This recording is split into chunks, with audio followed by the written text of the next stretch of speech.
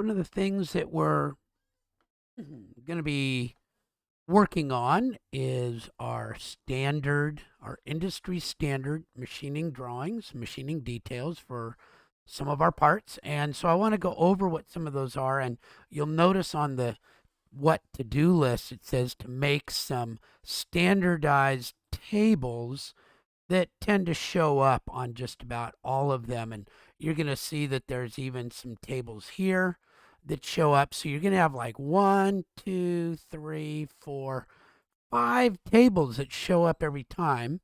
And I'd like to explain those to you. So the first table is our standard tolerance. And you can see here's a drawing and there's standard tolerances. There's another drawing, there's standard tolerances. And here's another drawing, there's standard tolerances. So let's see what those mean. ANSI standard says that every time you write a dimension, you have to clearly identify the limits that are acceptable. So here I say 1.75. Well, it's virtually impossible to make it exactly down to the nanometer 1.75.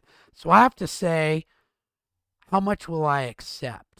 And instead of writing that on each and every one, I'll show you one where we do write it. Here's one where we wrote it down and another one where we wrote it down. But you can imagine that your drawing could get really filled up if you do that. So what we do is we do a little code. If I use 2 decimal places, then I come down here to my standard tolerances and it says, if you write the dimension with 2 decimal places, you can accept plus or minus 0.03 inches. Well, that would mean that this could be 1.75 plus 0.03, which would 03, 2.815-ish, 805-ish, or 1.75 minus 0.03, 1.72. So I could take anything, however I make this, so long as it falls in that tolerance, because I wrote it with 2 decimal places. And you'll see that mostly on this part, that's the case. Because who really cares how big this is or how well centered these are? It just doesn't matter that much. Some drawings, it does matter.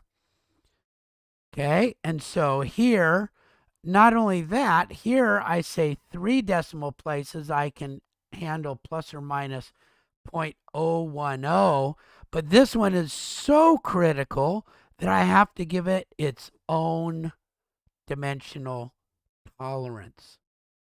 Okay, but here I'm saying that this dimension can be 0.454 plus 10 thousandths, or 0.434 minus 10 thousandths. So how you write these lets somebody know how careful they have to be when they build the part. And you're going to get some experience at that this week. So that's what these standard tolerances do. They let us quickly and easily just write a dimension, and with the decimal places that we use, tell us how close or how sloppy a part can be. So that's standard tolerances, and you make a little table with 2 columns and 4 data rows, and you fill it in like this, and then you just copy and paste that into each one that you do. And in general, a company will have a standard tolerance block for their drawings, but sometimes they have a couple of them. Like a casting drawing might have a different one than a machining drawing, but we're going to use the same tolerance block throughout. So x over y, if I write this as a fraction, it tells me to the nearest 16th. And this is angular. When I write an angle, it needs to be within the nearest plus or minus half a degree. So that's your standard tolerance block table. There's another one with just general notes. And often there's 1, 2, or 3 just general notes that you read. And in this case, you're going to see that on this, all of them are going to say deburr all sharp edges. When you machine something, little pieces are usually kind of stuck on it that have got kind of kicked up, and you have to deburr it, get the burrs off of it. So we're going to say deburr all sharp edges, and we're not going to tell the machinist how. They can do it by hand with what's called a deburr tool. They can put it in a deburr bench. They can put it in a blaster. We'll let the shop foreman figure out how to deburr all sharp edges. And then since this is a part that's brass, I happen to know that when they machine it, they're going to use what's called cutting oil, and this part is going to be dirty. It's going to be oily and sticky and dust and chips all over it. So you want to clean it before you give it to either the inspector or to the assembly or to stock to put it on the shelf for future use. So you're going to want to clean it. And one common way is clean with a hot water washer. And I'm saying to stick it in there for 5 minutes. And that's a typical call out that you might find. So there's just two notes that say, hey, when you're done making this thing, you don't just get to stop, but you have to turn it over to the next person in fairly nice shape. Now, here's the next part, and I talked about this a little bit before, but the last little table that you're going to have to make on your own is an inspection table. And I'm going to go back to a way that was done. I did this at Ames Valves and Watts Valves, and it works out very well, but there's different ways that things often get inspected. And so this is an inspection note that tells somebody, look at the inspection table line I1 and do that. So I1 says inspect 100% of the parts at the work cell. And if you'll notice, these are all drill and tap functions. They're the threading. And of course, you would want to make sure that you're getting those right. So what would happen is somebody would stick this on the machine, the mill, and start it running. And then they would take the part that they just did and they would put a tap gauge right into it. And I've got one to show you.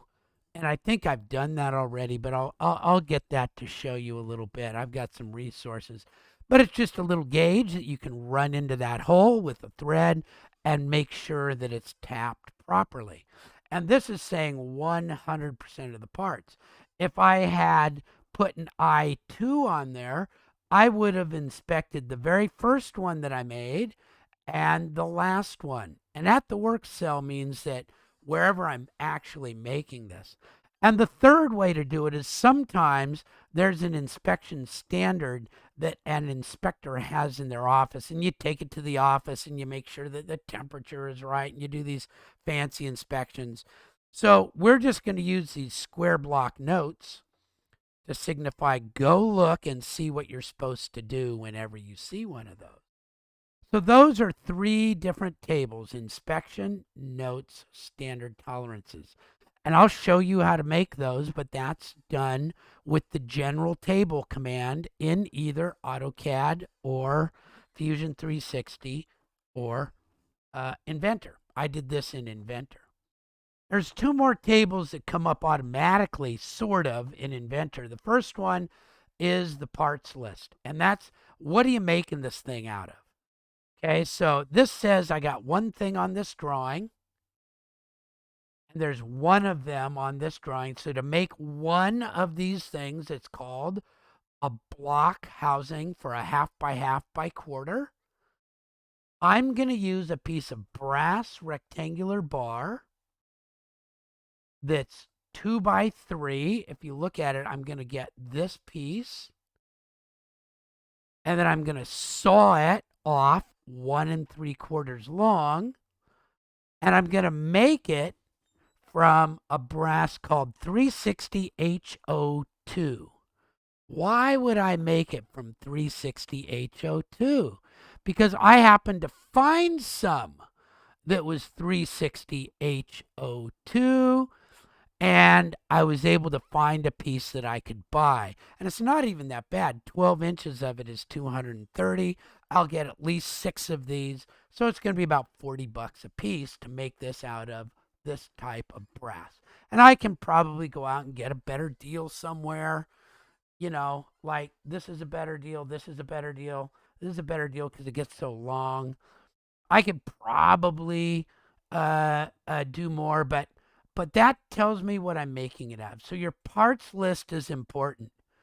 Tells you to make this thing, which is called this, I have to use something. And so I call that out on my parts list. The other one is my revision history. And this one isn't done yet. It needs to say new release. But we're always going to start with revision A, then B, then C, so that if I have to change something, let's say that I figured that I could only buy 2x2 and it was better and it was cheaper, then I could change this dimension by 2x2 because it wouldn't really hurt anything. But I'd have to let somebody know that I changed my drawing, and I would make a revision, and it would become revision B, and this would say it's revision B. And then I could tell somebody what I wanted to make. I said, oh, I want to make revision B now. I want to make the new one, or I want to make the old one. Okay? And we'll talk about revisions more later on. But those are the 5 tables that we're often going to see. And of course, here's the title block, right? We'll talk about the title block too. Should have the name of the class. All of these ones are going to be called machining details. It's a detailed drawing that tells me how to machine it. And here's my drawing number. And I can have many sheets to this drawing. I just have one on here right now, sheet 1. Tells me my scale of my primary view, which happens to be this one. And look, I've got a section being called out here so that I can see all this stuff and I can dimension it. We're going to talk about that more later on. But I have not labeled the view down here because it's an obvious principal orthogonal view. So I do not need to label it. Okay? So there's a little bit about tables and what you see commonly on an industry standard drawing.